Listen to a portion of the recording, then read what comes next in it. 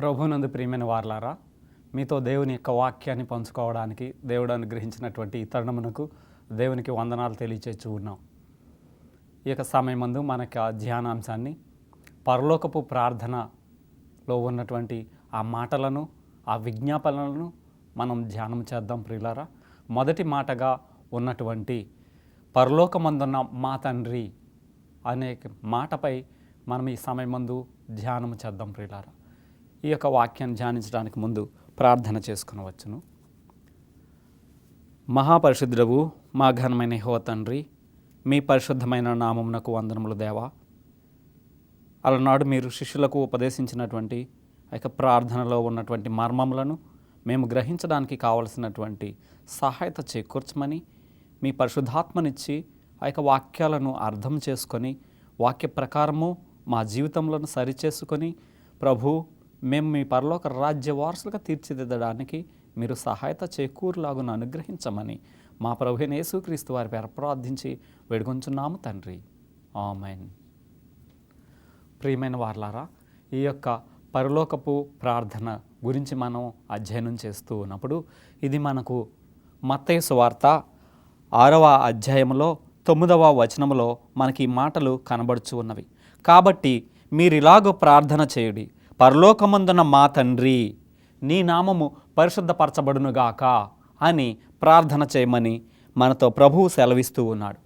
ప్రియులారా, ఈ యొక్క పరలోకపు ప్రార్థన 2 సార్లు ఇవ్వబడినట్లుగా మనం చూస్తూ ఉన్నాం. మొట్టమొదటిసారిగా ఇది అనేక జనసమూహాల మధ్య యేసుక్రీస్తు ప్రభువారు కొండ మీద ప్రసంగం చేసినప్పుడు ఈ యొక్క ప్రార్థనను చెప్పిన విధానాన్ని చూస్తూ ఉన్నాం.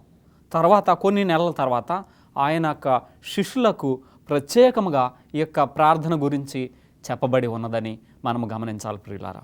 ఈ యొక్క ప్రార్థనలో యేసుక్రీస్తు ప్రభువారు తన వ్యక్తిగత ప్రార్థన విషయానికి వచ్చేటప్పుడు ఆయన అనేక గంటలు ఏకాంతంగా ప్రార్థనలో గడిపేటటువంటి వారు. ఆయన కొన్ని గంటల పాటు ఏకాంతంగా ప్రార్థనలో గడిపి ఆయన వచ్చేటప్పుడు ఆయన యొక్క మొహంలో కనిపించేటటువంటి ఆ యొక్క తేజస్సును, ఆ ముఖ వర్చస్సును శిష్యులు వాళ్ళు చూసి చాలా ఆశ్చర్యపోయేటటువంటి వారు. రోజంతా సువార్త సేవ చేసి అనేక రోగులను, అనేకమైనటువంటి వారి అవసరతలను తీరుస్తూ, వారికి అనారోగ్య పరిస్థితిలో ఉన్న వారికి స్వస్థతనిస్తూ, ఆయన సువార్త సేవను, ఆయన రాజ్యం గురించి వ్యాప్తి చేస్తూ ఆయన రాత్రివేళ ప్రార్థనలో గడిపి వచ్చేటటువంటి వారు. ఏ ఉదయమునకు ఆ ఉదయము ఆయన ఈ భూలోకమునకు పరలోకపు వెలుగును తీసుకొని వచ్చి ఆ పరలోకము యొక్క రహస్యములను బోధిస్తూ, శిష్యులకు బోధిస్తూ, ఆ యొక్క నివాసులకు, ఆ యొక్క జనసమూహాలకు ఆయన బోధిస్తూ ఆయన ఉండేవారని మనం లేఖనములో గమనిస్తూ ఉన్నాం ప్రియులారా.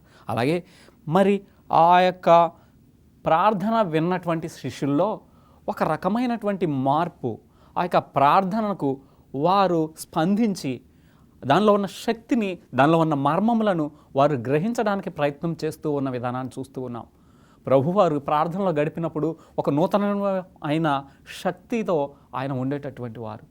ఆ యొక్క శక్తిని బట్టి అనేకులకు స్వస్థతనిస్తూ ఉన్న విధానాన్ని వారు చూశారు. అలాగే ప్రభువ మాకు కూడా ఆ ప్రార్థనను నేర్పమని అడిగిన విధానాన్ని మనం చూస్తున్నాం. ఇది లూకాసు వార్త 11వ అధ్యాయము 1వ వచనంలో మనకి ఈ మాటలు కనపడుచూ ఉన్నవి. ప్రభువా మాకు ప్రార్థన చేయుట నేర్పుమని ఆయనను అడిగి ఉన్నారు. ఆయన ఈ యొక్క ప్రార్థన విషయములలో మనము దేవుని యొక్క సన్నిధానానికి వస్తూ ఉన్నాం. ప్రార్థనలో మనము గమనించవలసినటువంటివి, మనం ప్రార్థన చేసేటటువంటి విధానములో మొట్టమొదటిగా ఆయనకు కృతజ్ఞతాస్తుతులు చెల్లిస్తూ ఆయన సన్నిధానంలో విజ్ఞాపన చేయవలెను. తర్వాత మనము ఆయన యొక్క కరుణ గురించి మనము ప్రార్థన చేయవలసిన వారమై ఉన్నాం. ఆయన యొక్క కృపను గురించి ప్రార్థన చేయవలసిన వారై ఉన్నాం. అనర్హులమైనటువంటి మనకు ఆయనను కృపనిస్తూ మనల్ని నడిపిస్తూ ఉన్న విధానమునకై ఆయనకి కృతజ్ఞతాస్తుతులు చెల్లిస్తూ కృపను గురించి ప్రార్థన చేయవలసిన వారమైనాం. అంతేకాదు ప్రియులారా, మనము రాబోయేటటువంటి ఆయన యొక్క రాజ్యము కొరకు, ఆ రాజ్య స్థాపన కొరకు మనం ప్రార్థన చేయవలసిన వారమైనాం. ఆయన యొక్క వాగ్దానాన్ని మనం గమనించి ఆ వాగ్దానములో నెరవేర్పు గురించి మనం ప్రార్థన చేయవలసిన వారమై ఉన్నాం ప్రియులారా. కనుక ప్రార్థనలో ఉన్నటువంటి వ్యక్తి, ఆ యొక్క మనుషుడు ఈ యొక్క విజ్ఞాపనలను మరి చేయవలసిన వారై ఉన్నారు. అలా ప్రార్థనను చేయమని చెప్తూ ప్రభువారు మనకు ఉపదేశించినటువంటిది ఏమిటి అని చూస్తే, పరలోకమందున్న మా తండ్రి అనేటటువంటి మాటను నేర్పుతూ ఉన్నారు. ఈ యొక్క మాటలు, పరలోక ప్రార్థనలో మాటలు చిన్న పిల్లలు సహితము వాటిని సులువుగా నేర్చుకునేటటువంటి అంశం ఇక్కడ మనకి కనబడుతుంది. చాలా సులువుగా చిన్న పిల్లలు సహితము ఆ మాటలను అన్వయించుకొని ఆ మాటలను నేర్చుకునేటటువంటి అవకాశము మనకి కనబడుతూ ఉన్నది. పరలోకమందున మా తండ్రి అని పిలవడంలో మనల్ని అందరినీ కూడా ఆయన యొక్క బిడ్డలుగా చేస్తూ ఉన్నాడు. ఆయన తండ్రి అయి ఉన్నప్పుడు మనము ఆయన బిడ్డలమై ఉన్నాము, ఆయన యొక్క పిల్లలమై ఉన్నామని మనము గమనించవలసిన వారమై ఉన్నాం ప్రియులారా. అలాగే దేవునితో ఒక సంబంధము మనకు ఏర్పడుతూ ఉన్నది. ఈ యొక్క సంబంధము మనల్ని దేవునికి దగ్గరగా నడిపించే విధానాన్ని మనం చూస్తూ ఉన్నాం. అందుకనే ప్రియులారా, యేసుక్రీస్తు ప్రభువారు పరలోకమందున్నటువంటి తండ్రిని, అన్నగా ఆయన తండ్రిని మన తండ్రిగా పిలవమని, మన తండ్రిగా ప్రార్థించమని మనకిక్కడ నేర్పుతూ ఉన్నాడు ప్రియులారా. ఆయన మనకు తండ్రి అయి ఉన్నప్పుడు మనము ఆయన యొక్క బిడ్డలమై ఉన్నాం. మనం ఆయనను తండ్రి అని పిలుస్తూ ఉన్నాం. ఆయన మనకి తండ్రి, మనకు రాజు. ఆయన ఈ విశ్వమంతటికి కూడా రాజు. మనలా ఇంకా అనేకమైనటువంటి లోకములను పరిపాలన చేసేటటువంటి రారాజు ఆయన. ఈ విశ్వమంతటికి రాజు అయినటువంటి ఆయనను మనకి తండ్రిగా ఆయన చెప్పుచు ఆయనను తండ్రిగా పిలవమని ప్రభువారు మనకి నేర్పుచూ ఉన్నారు. అలా ప్రార్థన చేయమని చెప్పి ఉన్నారు. ప్రియులారా, దేవునితో మనకి సత్సంబంధాన్ని మనకి ఈ యొక్క మాట ద్వారా కలుపుచూ ఉన్నది. ఆయన యొక్క కుటుంబంలో మనం సభ్యులం అవుతూ ఉన్నాము. కనుక ప్రభువారు అంటూ ఉన్నారు, హెబ్రీలకు రాసినటువంటి పత్రిక 2వ అధ్యాయము 11వ వచనాన్ని చూసినట్లయితే, ఆ యొక్క మాటలలో ఆఖరి మాట, పరిశుద్ధపరచు వారికిని పరిశుద్ధపరచబడు వారికిని అందరికీ ఒకటే మూలము, ఈ హేతువు చేతను వారిని సహోదరులుగా పిలుచుటకు ఆయన సిగ్గుపడక అని ఉన్నది. ఆ యొక్క మాటల్లో మనలను సహోదరులుగా పిలవడానికి ఆయన సిగ్గుపడడం లేదు. అంటే ప్రియులారా, మనం పాపములో ఉన్నాం. మనం పాపములో కొట్టుమిట్టాడుతూ ఉన్నటువంటి వారిని పాపరహితులుగా చేయడానికి ఆయన చేసినటువంటి ప్రణాళికను మనం చూస్తూ, మనలను ఎలాంటి వారమైనప్పటికీ ఆ పాపములన్నీ కూడా క్షమించి మనలను సహోదరులని పిలుస్తూ ఉన్నారు. ఒక అన్నతమ్ములు ఉన్నారంటే, ఒక తమ్ముడు ఏదైనా తప్పు చేస్తూ చెడ్డ పనులు చేస్తూ చెడ్డ పేరు తెచ్చుకుని ఉన్నట్లయితే, నా యొక్క తమ్ముడు అని గర్వంగా చెప్పుకోవడానికి ఏ అన్న, ఏ సహోదరుడు ఒప్పుకోడు. అలాంటిది మనం పాపులమై ఉండగా ఆయన ఒక అర్హతను మనకి ఇస్తూ ఉన్నాడు. కాబట్టి మనలను సహోదరులని పిలుస్తూ ఉన్నాడు ప్రియులారా. వారిని సహోదరులను పిలుచుటకు సిగ్గుపడక అని ఉన్నాడు. మనకు ఒక అర్హతను ప్రభువారు కల్పిస్తూ ఉన్నాడు. సాతానుడు చాలా క్రూరమైనటువంటి మరణముని అనుభవించేలాగా సాతానుడు చేసి ఉన్నాడు. యేసుక్రీస్తు ప్రభువు తన్ను తానుగా అప్పగించబడి మనందరి గురించి శిలువమానుపై మరణించిన విధానాన్ని మనం చూసాము ప్రియులారా. అలాగే పరలోక రాజ్యంలో సాతానుడు అక్కడి నుంచి కక్ష కట్టి ఉన్నాడు. భూలోకంలో యేసుక్రీస్తు ప్రభు వచ్చినప్పుడు ఆ కక్షను సాధించడానికి సాతానుడు పూనుకొని ఆయన మీద క్రూరమైన మరణము జరిగేలాగా వచ్చి ఉన్నది. ఆయన సంసిద్ధంగా తన్ను తాను అర్పించుకొని ఆ మరణానికి సిద్ధమైన విధానాన్ని చూస్తూ ఉన్నాం. నీ కొరకు నా కొరకు ఆ యొక్క త్యాగాన్ని చేయడం మనం చూస్తున్నాం. మనము చేసినటువంటి పాపములకు ఆ రీతిగా యేసుక్రీస్తు ప్రభువారు మరణమునకు అప్పగించబడిన విధానాన్ని చూస్తూ ఉన్నాం.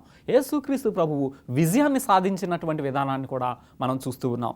ఆయన విజయుడై మీ కొరకు, మా కొరకు, మనందరి కొరకు ఆయన విజయాన్ని సాధించినటువంటి అంశమును మనం చూస్తూ ఉన్నాం ప్రియులారా. లూకా సువార్త 11వ అధ్యాయము 2వ వచనాన్ని చూసినట్లయితే, మనకిచ్చినటువంటి ఈ యొక్క అర్హతను బట్టి తండ్రి అని పిలుచుటలో మనల్ని కూడా ఆయన కుటుంబంలోనికి యేసుక్రీస్తు ప్రభువారు ఆహ్వానిస్తూ ఉన్నారు ప్రియులారా. మనము ఎప్పుడైతే తండ్రి అని ఆయన పిలుస్తూ ఉన్నామో, మనమందరం కూడా ఒకే కుటుంబంలో ఉన్నటువంటి సభ్యులమని మనం మర్చిపోకూడదు. మనకు తండ్రి అర్హత ఇచ్చి ఉన్న విధానాన్ని చూస్తూ మనమందరం కుటుంబ సభ్యులం. కనుక ప్రతి ఒక్కరం కూడా కుటుంబ సభ్యులం. ప్రతి ఒక్కరి గురించి మనం శ్రద్ధ వహించవలసిన వారమై ఉన్నాం. ఈ యొక్క సంబంధము దేవునితో కలిగినటువంటి సంబంధం అని మర్చిపోకుండా మనకి ప్రవర్తన ఉండేలా చూసుకోవాల్సిన వారమై ఉన్నామని గుర్తు చేస్తూ ఉన్నాం ప్రియులారా. ఈ యొక్క ప్రోత్సాహము ఇదొక సత్యము. మనకి ప్రభు మనకి ఈ ప్రోత్సాహాన్ని ఇచ్చి ఆయన యొక్క కుటుంబ సభ్యులుగా మనల్ని తీర్చిదిద్దుతూ ఉన్న విధానాన్ని మనం చూస్తున్నాం. ఇందులో ప్రేమ కనిపిస్తూ ఉన్నది ప్రియులారా. మనం ఎవరమ అయినప్పటికీ, ఎక్కడ ఉన్నప్పటికీ, ఏమైనప్పటికీ, ఏ దేశం వారమైనా, ఎవరమైనా, అక్కడ రంగు కానీ అక్కడ భాష కానీ తారతమ్యం లేదు. ఈ యొక్క కుటుంబము భూగోళంలో ఉన్నటువంటి మనుషుల్ని అందరినీ ఒకే కుటుంబంగా ఆయన చేస్తున్న విధానాన్ని మనం చూస్తూ ఉన్నాం ప్రియులారా. కనుక అదే విషయాన్ని యేసుక్రీస్తు ప్రభువారు తన యొక్క శిష్యులకు బోధించడము జరిగి ఉన్నది. యోహాను సువార్త 17వ అధ్యాయము 23వ వచనాన్ని మనం చూసినట్లయితే ప్రభువారు ఈ మాట చెప్తూ ఉన్నారు. తండ్రితో మాట్లాడినటువంటి మాటలు మనకి తెలియచేస్తున్నారు. నీవు నన్ను ప్రేమించినట్లే వారిని కూడా ప్రేమించుచున్నావని వారు తెలుసుకునేలాగా చేయమని చెప్తున్నాడు. ఈ యొక్క వాక్యాన్ని మనం ధ్యానం చేసినట్లయితే నీవు నన్ను ప్రేమించినట్లే వారిని కూడా ప్రేమించితేవని వారు తెలుసుకునేలాగా చేయమని మాట్లాడుచున్నాడు ప్రియులారు. కనుక ఈ యొక్క భూగోళానికి రక్షణ ప్రణాళిక మరి తెలియచేయబడి ఉన్నది. యేసుక్రీస్తు ప్రభువారిని ఈ లోకానికి పంపించడంలో ముఖ్య ఉద్దేశం ఏమిటంటే ఆయన మనలను ప్రేమించిన విధానాన్ని బట్టి ఆయన పంపడం జరిగి ఉన్నది.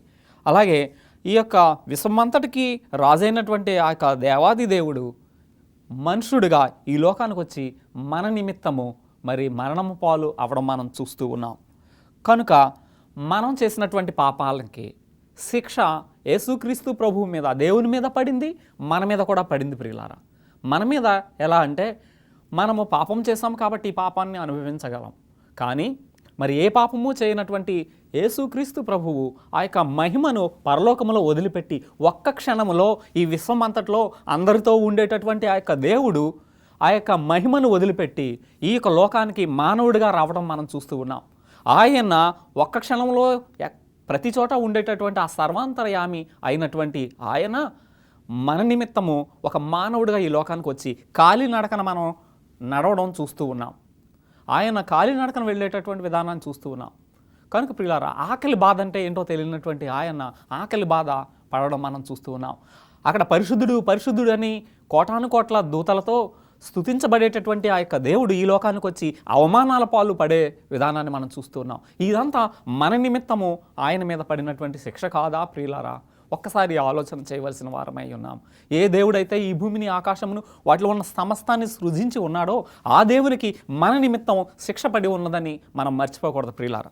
అలాగే ఆయన యొక్క ప్రేమను మనం అర్థం చేసుకునే వారమై ఉండాలి. ఈ ప్రేమ మనకి అర్థం కాకుండా సాతానుడు ఆయన నుంచి దూరం తీసుకుని వెళ్ళడానికి ప్రయత్నం చేస్తూ ఉంటాడు. కనుక ఆయన ప్రేమను మనం అర్థం చేసుకునవలసిన వారమైన హెబ్రీలకు రాసినటువంటి పత్రికలో అంటూ ఉన్నాడు. 2వ అధ్యాయము 14వ వచనంలో హెబ్రీలకు రాసినటువంటి పత్రికలో మాట్లాడుచున్నాడు. కాబట్టి ఆ పిల్లలు రక్తమాంసము గలవారైనందున ఆ ప్రకారమే మరణము ద్వారా నశింపజేయుటకు జీవితకాలమంతయు మరణ భయం చేత దాస్యమునకు లోబడిన వారిని విడిపించుటకు ఆయన కూడా రక్తమాంసములు గలవాడాయను. ఈ యొక్క మాటలో చూస్తే మరణం అంటే అందరికీ భయమే. ఈ మరణాన్ని ఆయన జయించున్నాడు. ఈ మరణ భయాన్ని ఈ యొక్క ప్రపంచం మీద నుంచి, ఈ భూలోకం మీద నుంచి తీసివేయడానికి ఆయన మానవుడిగా ఈ యొక్క లోకానికి వచ్చిన విధానాన్ని మనం చూస్తూ ఉన్నాం. అందుకే మరణ భయం చేత దాస్యమునకు, పాపమునకు లోబడినటువంటి వారిని విడిపించుటకు ఆయన కూడా రక్తమాంసములు గలవాడిగా వచ్చి ఉన్నాడు. ఆయన దేవుడిగా వచ్చి ఉన్నట్లయితే మరణం ఆయనకు వచ్చేది కాదు. కానీ మానవుడిగా వచ్చి ఉన్నాడు కనుక, తన్ను తాను అప్పగించుకొని ఉన్నాడు కనుక మరణం ఆయనకి ఈ లోకంలో సంప్రాప్తమైంది. ఆయన సజీవుడై ఉన్నాడు, ఆయన తిరిగి లేచి ఉన్నాడు ప్రియులారా. కనుక మనకి ఆయన సజీవుడైనటువంటి దేవుడని మనం గుర్తిస్తూ ఉన్నాం. మన నిమిత్తము ఆయన మరణించి ఉన్న విధానాన్ని చూస్తూ ఉన్నాం. అందుకనే మనలను అనాథలుగా విడిచిపెట్టలేదన్న విషయాన్ని మనం గమనించాలి ప్రియులారా. ఈ లోకంలో పాపం చేసి దేవునికి దూరం అయిపోయి మనం ఉండేటటువంటి ఈ యొక్క లోకమంతటినీ కూడా రక్షించడానికి ఆయన ఈ లోకానికి వచ్చి ఉన్నాడు. మనం పాపము ద్వారా దేవుడి నుంచి దూరం అయిపోయాం, ఒక అనాథలం అయిపోయాం. అలాంటి మనల్ని తిరిగి ఆ సంబంధాన్ని తిరిగి కలపడానికి యేసుక్రీస్తు ప్రభువారు రక్తమాంసములు గలవాడిగా శరీరధారి అయి ఈ లోకానికి వచ్చిన విధానాన్ని మనం చూస్తూ ఉన్నాం. అలాగే ఈ ఫిలిప్పీలకు రాసినటువంటి పత్రిక 2వ అధ్యాయములో 6వ వచనాన్ని చూసినట్టయితే ఆయన దేవుని స్వరూపము గలవాడయ్యుండి దేవునితో సమానుడిగా ఉండుట విడిచిపెట్టకూడని భాగ్యమని ఆయన ఎంచుకొనలేదని ఈ యొక్క వాక్యంలో మనం చూస్తూ ఉన్నాం ప్రియులారా. ఆయన దేవుడయ్యుండి ఆయన మానవుడిగా ఈ లోకానికి వచ్చి ఉన్నాడు. ఒక ఉదాహరణ మనం చూసినట్టయితే, ఒక వ్యక్తికి ఒక 100 ఎకరాల పొలం ఉండి, ఆస్తి ఉండి, ఇవన్నీ ఉండి, ఆయనకి ఒక కుమారుడు ఉండి, నాయన ఈ ఆస్తిని నేను నీకు ఇవ్వడం లేదు కుమారుడా, కాబట్టి నువ్వు వెళ్ళి నువ్వు సొంతంగా ఏదైనా పని చేసుకుని నువ్వు బ్రతుకు అలాగనంటే ఏ కుమారుడు కూడా ఒప్పుకోడు. ఇన్ని కోట్ల రూపాయలు ఇంత ఆస్తి ఉండి నువ్వేం చేసుకుంటావు, నేను ఒక్కగానొక కుమారుణ్ణి, నేను ఎందుకు వెళ్ళి కష్టపడాలి అనేసి అంటారు. అయితే యేసుక్రీస్తు ప్రభువారు ఈ విశ్వమంతటికి కూడా రాజయ్యుండి దేవునితో సమానుడయ్యుండి ఆయన ఈ లోకానికి ఎలాగ వచ్చి ఉన్నాడంటే రిక్తునిగా వచ్చి ఉన్నాడు. సాతానుడైతే దేవుని యొక్క సింహాసనాన్ని కోరుకుని ఉన్నాడు.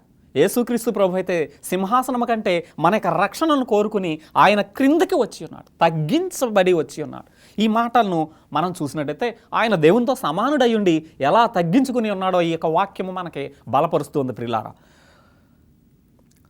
6వ వచనం చూసినట్టయితే, ఆయన దేవుని స్వరూపము కలిగిన వాడయ్యుండి దేవునితో సమానముగా ఉండుట విడిచిపెట్టకూడని భాగ్యమని ఎంచుకొనలేదు, కానీ మనుషుని పోలికగా పుట్టి దాసుని స్వరూపమును ధరించుకొని తన్ను తాను రిక్తునిగా చేసుకొని ఉన్నాడు. దాసుని స్వరూపం, ఈ యొక్క విశ్వాధిపతి అయినటువంటి ఆ దేవుడు దాసునిగా వచ్చి ఉన్నాడు. నీ కోసం నా కోసం అవమాన పాలు కావడానికి వచ్చి ఉన్నాడు. కనుక రిక్తునిగా వచ్చి ఉండడం మనం చూసాం. వట్టి చేతులతో ఏమీ లేకుండా, ఏ అధికారము లేకుండా ఈ లోకానికి రావడం మనం చూస్తున్నాం. ఎందుకంటే ప్రియులారా, నీ గురించి నా గురించి మనందరినీ రక్షణార్థమై ఆయన త్యాగాన్ని మనం చూస్తూ ఉన్నాం ప్రియులారా. ఇలా యోహాను రాసినటువంటి మొదటి పత్రిక 3వ అధ్యాయము 2వ వచనం చూసినట్లయితే, ప్రియులారా మనం ఇప్పుడు ఆయన పిల్లలమై ఉన్నామని మనం గమనించవలసిన వారమై ఉన్నాం. ఆయన యొక్క పిల్లలమై ఉన్నప్పుడు ఆయన సమస్తమును కూడా ఆ యొక్క పిల్లల సంరక్షణ పోషణ అంతా ఆయన చూచువాడై ఉన్నాడని మనం గుర్తుంచుకోవాలి ప్రియులారా. ఇక్కడ రోమీలకు రాసిన పత్రిక 8వ అధ్యాయం 17వ వచనం చూస్తే, మనము దేవుని పిల్లలమైతే దేవుని యొక్క వారసులమని మనం గుర్తుంచుకోవలసిన వారమై ఉన్నాం. మనము దేవుని పిల్లలము, ఆయన యొక్క వారసులమని మనం గుర్తుంచుకోవలసిన వారమై ఉన్నాం ప్రియులారా. అలాగే ఆయన ఈ యొక్క మాటలో భావాన్ని కనుక మనం చూసినట్టయితే, రోమీలకు రాసినటువంటి పత్రికలో క్రీస్తు మహిమలో కూడా మనకి పాలిపంపులు ఇచ్చే విధానాన్ని మనం ఇక్కడ చూస్తూ ఉన్నాం. యేసుక్రీస్తు ప్రభుతో శ్రమల పాలు అయి ఉన్నట్లయితే, మరి ఆయన యొక్క మహిమలో శ్రమ పాలు అయి ఉన్నప్పుడు ఆ క్రీస్తుతో కూడా మనం వారసులమని చెప్తూ ఉన్నాడు. ఈ యొక్క వాక్యాన్ని మనం 17వ వాక్యం చూస్తే, మనము పిల్లలమైతే వారసులము అనగా దేవుని వారసులము, క్రీస్తుతో కూడా మహిమ పొందుటకు ఆయనతో కూడా శ్రమ పడిన ఎడల క్రీస్తు తోడి వారసులం అవుతూ ఉన్నాం. కనుక క్రీస్తు ప్రభువుతో వారసులం అవుతున్నాం. తండ్రి నుంచి ఏదైతే బిడ్డలకు సంక్రమిస్తూ ఉందో ఆస్తిపాస్తులు, అలాగే క్రీస్తు ప్రభువు నుంచి ఆయన యొక్క మహిమలో మనము కూడా అదే రీతిగా ఉన్నట్లయితే దేవుని యొక్క నిత్య జీవము కూడా మనకి వచ్చే విధానంలో ప్రభు మనల్ని ఆశీర్వదించడానికి సిద్ధంగా ఉన్నాడు ప్రియులారా. ఆ యొక్క దానికోసం మనం ప్రయాసపడవలసిన వారమై ఉన్నాం. క్రీస్తు సేవ, ఆయన యొక్క రాజ్య నివాసులుగా అనేకులను తీర్చిదిద్దడంలో మనం నిమగ్నమై ఉండాలి. మన ఆహారం కోసము మన కోసము కాకుండా దానికోసం పాటుపడుచు మిగతా సమయములలో కొద్ది సమయాన్ని దేవుని యొక్క సేవార్థము కూడా మనం ఖర్చు చేసినట్లయితే, మనకి ఉన్నటువంటి జ్ఞానాన్ని, మనకు ఉన్నటువంటి తలాంతులను వీటిని దేవుని యొక్క మహిమ కొరకు ఉపయోగించినట్లయితే దేవుని యొక్క కుటుంబాన్ని బలపరుస్తూ మనం ఎదిగే వారంగా ఉంటామని మీకు ఈ యొక్క వాక్యం ద్వారా మరి తెలియజేస్తూ ఉన్నాను ప్రియులారా. అలాగే మోషే జీవితాన్ని ఒకసారి ఆలోచన చేసినట్లయితే, మోషే తీసుకున్నటువంటి నిర్ణయం ఇక్కడ కనబడుతూ ఉన్నది. ఈ యొక్క మోషే నిర్ణయం ఏమిటి అలాగనంటే, ఒకవేళ ఆయన ఫరో రాజు అయ్యేటటువంటి అవకాశాన్ని ఆయన వదిలిపెట్టి ఉన్న విధానాన్ని మనం చూస్తూ ఉన్నాం. ఫరో రాజు అయి ఉంటే ఆయన ఏమయ్యేవాడు అలాగనంటే, ఫరో ఆ యొక్క ఐగుప్తు దేశానికి రాజులైనటువంటి వారు ప్రతి ఒక్కరూ కూడా మరి మరణించిన తర్వాత మమ్మీలుగా చేయబడి ఆ యొక్క పిరమిడ్లో పెట్టడం మనం చూస్తూ ఉన్నాం. అలాగే మోషేని ఈనాడు పిరమిడ్లో మనం ఎక్కడో చూసే వాళ్ళమని గుర్తుంచుకోనాలి ప్రియులారా.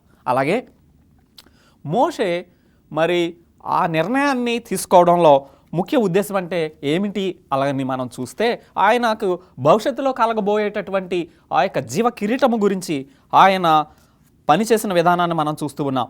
ఇది మనకి హెబ్రీలకు రాసినటువంటి పత్రిక 14 అధ్యాయం 24వ వచనంలో ఉంది. మోషే పెద్దవాడైనప్పుడు విశ్వాసం బట్టి ఐగుప్తు ధనము కంటే క్రీస్తు విషయమైన నింద గొప్ప భాగ్యమని ఎంచుకొని అల్పకాలము పాపభోగములు అనుభవించడం కంటే దేవుని ప్రజలతో శ్రమ అనుభవించటం మేలని యోచించి ఫరో కుమార్తె యొక్క కుమారుడుని అనిపించుకోవడం కంటే దేవుని ప్రజలతో శ్రమ పడడం మేలని ఆయన అనుకుని ఉన్నాడు. ఎందుకంటే అది ఆయన ఏలయనగా అతడు ప్రతిఫలముగా కలగబోవు బహుమానము కొరకు ఆయన దృష్టించి ఉన్న విధానాన్ని మనం చూస్తున్నాం.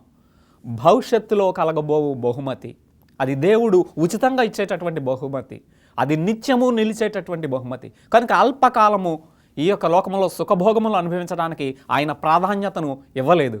అలాగే మనము కూడా ఈ లోకములో ఉండేటటువంటి సంపదల గురించి కానీ సుఖభోగముల విషయమై మన దృష్టి ఉంచక పైనున్న వాటి మీద రాబోయేటటువంటి ఆ యొక్క రాజ్యములో ఆ యొక్క లోకము గురించి మనం ప్రయాసపడినట్లయితే అది నిత్య జీవానికి మనల్ని నడిపిస్తుందని మనం గుర్తుంచుకోవాలి ప్రియులారా.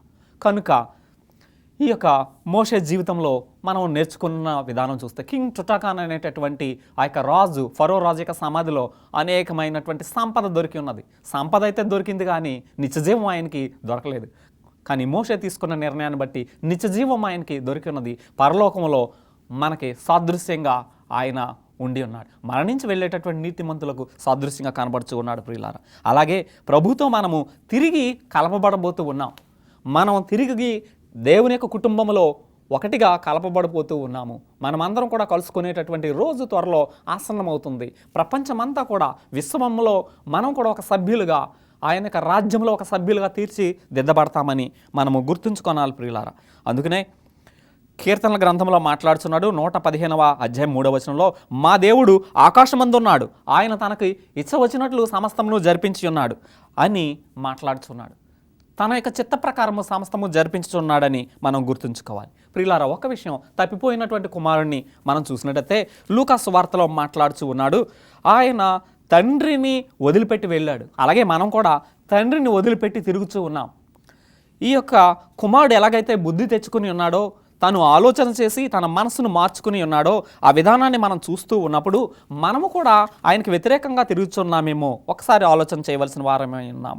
లూకా సువార్త 15వ అధ్యాయం 21వ వచనంలో, అప్పుడు ఆ కుమారుడు, తండ్రి, నేను పరలోకమునకు విరోధముగా నీ ఎదుట పాపము చేసి తిని ఇక మీదట నీ కుమారుడు నన్ను అనిపించుకోవడానికి యోగ్యుడని కాదు, నీ పనివానిగా చేర్చుకోమని అడిగిన విధానం చూస్తున్నాం. అలాగే ఆ తండ్రి ఊరుకొనలేదు. ఆ కుమారుడిని కౌగిలించుకొని ఆ కుమారుడికి ప్రశస్తమైన వస్త్రములు ఇచ్చి ఆ పాదములకు ఆ పాదరక్షలను ఇచ్చి ఉంగరము తొడిగించి ఇవన్నీ కూడా చేసి తన కుటుంబంలో కలుపుకొని ఉన్నాడు ప్రియులారా. అలాగే మనము ఈనాడు ఆయన కుటుంబంలోనికి మనం వచ్చినట్లయితే, మనం తప్పిపోయి దూరంగా తిరుగుతున్నాం. మనం కనుక వచ్చినట్లయితే మనల్ని కూడా ప్రభువు ఆయన యొక్క కుటుంబంలో చేర్చుకోవడానికి సిద్ధంగా ఉన్నాడు. కాకపోతే మనం చేయవలసింది మన పాపములు మనం ఒప్పుకొని ఆ కుటుంబంలో సభ్యులుగా నీతిమంతులుగా తీర్చిదిద్దబడే విధంగా మన యొక్క జీవితము ఉండవలసిందై ఉన్నది. కనుక ఈ యొక్క కుమారుని రీతిగా దీనిలో మనము గ్రహించవలసినటువంటిది, ఆయన రాజ్య వారసులుగా మనం చేరవలసిన వారమై ఉన్నాం. మనకు ఎన్నుకునే విధానము దేవుడిచ్చి ఉన్నాడు. మంచి ఏదో చెడ్డదేదో మనకు తెలుసు. కనుక ప్రియులారా, ఆయన యొక్క రాజ్యం గురించి నిర్ణయం తీసుకునవలసిన వారై ఉన్నారని మీకు మనవి చేస్తూ ఉన్నాం. ప్రార్థన చేసుకునవలసిన మహాపరిశుద్ధుడువు మా ఘనమైన యెహోవా తండ్రి, మీ పరిశుద్ధమైన నామమునకు వందనములు దేవా.